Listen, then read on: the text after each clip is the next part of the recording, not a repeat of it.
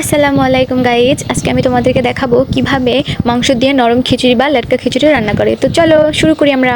তো প্রথমে আমি বাসমতি চাল নিয়ে নিলাম, তারপরে মুসুরি ডাল আর ছোলার ডাল নিয়ে ভিজিয়ে রাখলাম আমি কিছুক্ষণ।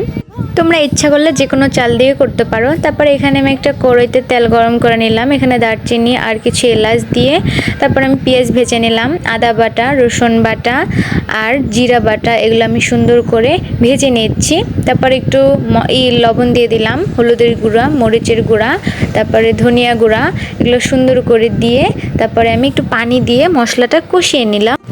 তো এই তো আমার মশলাটা কষানো হয়ে গেছে। আর একটা কথা, যারা আমার চ্যানেলে নতুন তারা প্লিজ আমার চ্যানেলটা সাবস্ক্রাইব করে দাও।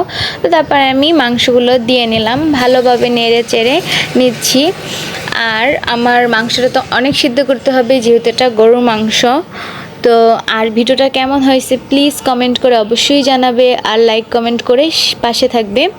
তো এই তো আমার মাংসটা যেই পানি ছিল ওই পানিতেই একটু ভালো করে কষিয়ে নিলাম। তারপরে আমি একটু পানি দিয়ে নেড়ে চেড়ে আমি মাংসটা ঢেকে দিব।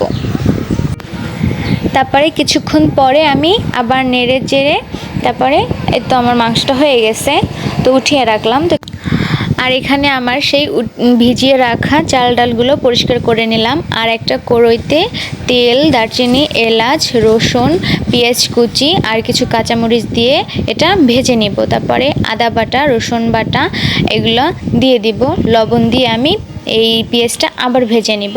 তারপরে আমি আমার সেই চালগুলো, চাল ডাল এগুলো দিয়ে দিব। আর পর্যাপ্ত পরিমাণ চেষ্টা করবেন বেশি করে ভাজতে, চালটা যত ভাজবেন খিচুড়িটা তত ঝরঝরে হবে। তারপর আমি হলুদের গুঁড়ো, মরিচের গুঁড়ো আর ধনিয়ার গুঁড়ো দিয়ে আবার একটু ভেজে নিলাম। খেয়াল করবেন নিচে যাতে পুড়ে না যায়। আর যত চাল ভাজবেন তত আপনার খিচুড়িটা ঝরঝরে হবে। এক পর্যায়ে আমি পরিমাণ মতো পানি দিয়ে দিলাম। পানি দেওয়ার পরে তারপরে আমি একটু ভালো করে নেড়ে চেড়ে ঢাকনা দিয়ে কিছুক্ষণ ঢেকে রাখলাম। তারপরে আমি আবার ঢাকনাটা উঠিয়ে দেখলাম যে আমার খিচুড়িটা বলক চলে আসছে। তো এই জন্য আমি ওই রান্না করা মাংসটা দিয়ে দিলাম, দিয়ে আমি ভালো করে নেড়ে চেড়ে কিছুক্ষণ একটু এভাবে রাখবো। রাখার পরে আমি আমার খিচুড়িটা ঢেকে দিব।